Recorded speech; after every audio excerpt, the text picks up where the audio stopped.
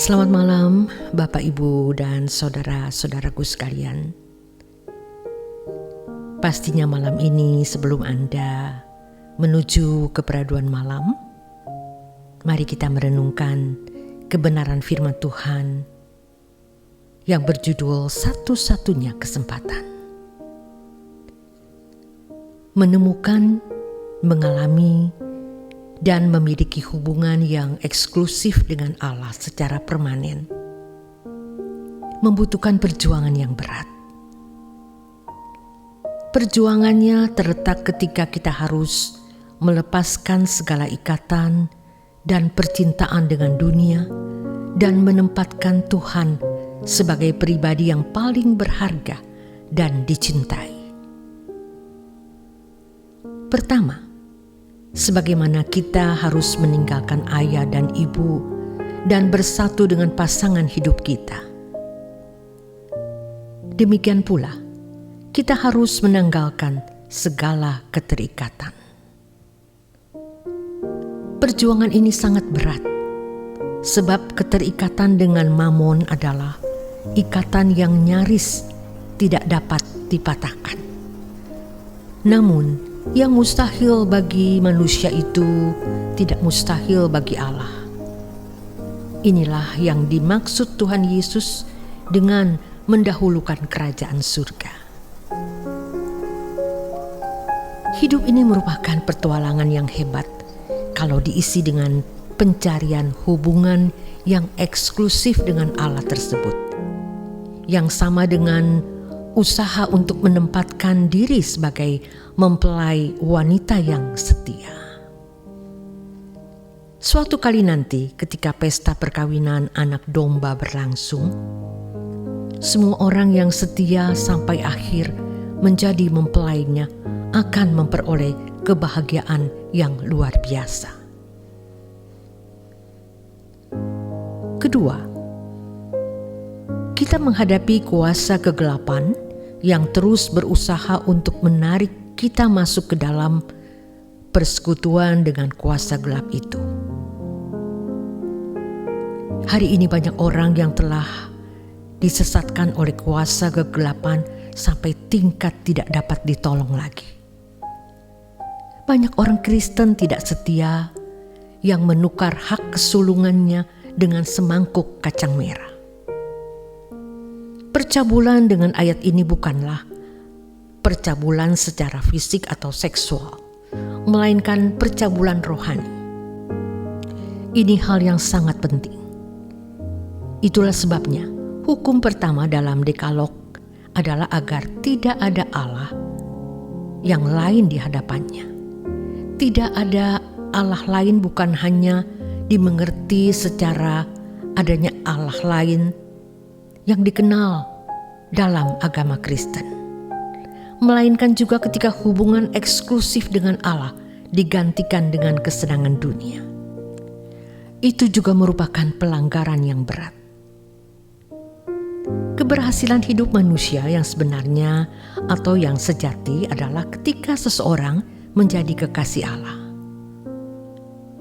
Konsep ini sebenarnya juga dimiliki oleh agama lain selain agama Kristen. Dengan segala cara, mereka berusaha untuk menjadi kekasih Allah. Di antaranya adalah filsafat menjadi satu dengan Allah. Mereka menyadari bahwa menjadi kekasih Allah adalah sesuatu yang sangat mulia. Pelayanan harus menunjukkan hal ini, bukan mengarahkan jemaat kepada kenyamanan hidup atau memiliki dunia dengan segala kesenangannya. Ukuran keberhasilan harus diubah, bukan pada sukses studi, karir, rumah tangga, dan lain sebagainya, melainkan persekutuan sebagai kekasih Allah.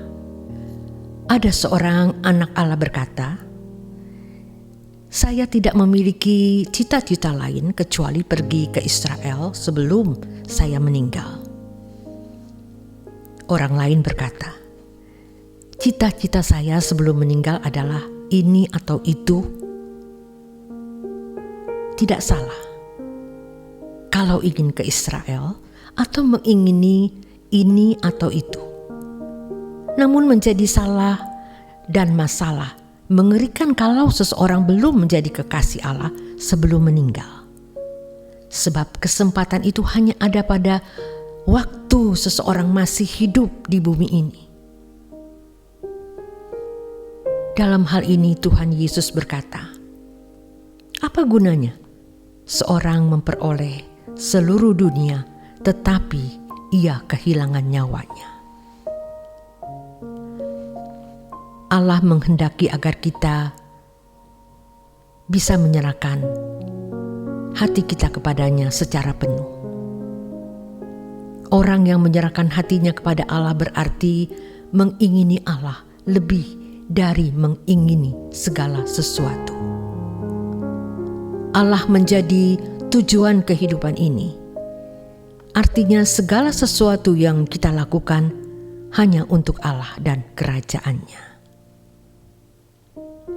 Oleh sebab itu, hal ini harus dicamkan baik-baik bahwa satu-satunya agenda hidup ini adalah mengenal Allah dan Tuhan Yesus Kristus serta memiliki persekutuan dengan Dia secara benar.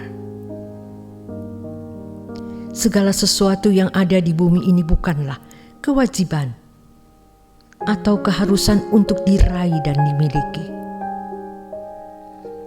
Kalau seseorang bersikap seperti wajarnya anak-anak dunia yang hidupnya hanya untuk memburu kesenangan dunia, berbagai fasilitas dan hiburannya, orang Kristen tersebut hidup di luar pola hidup yang diajarkan oleh Tuhan.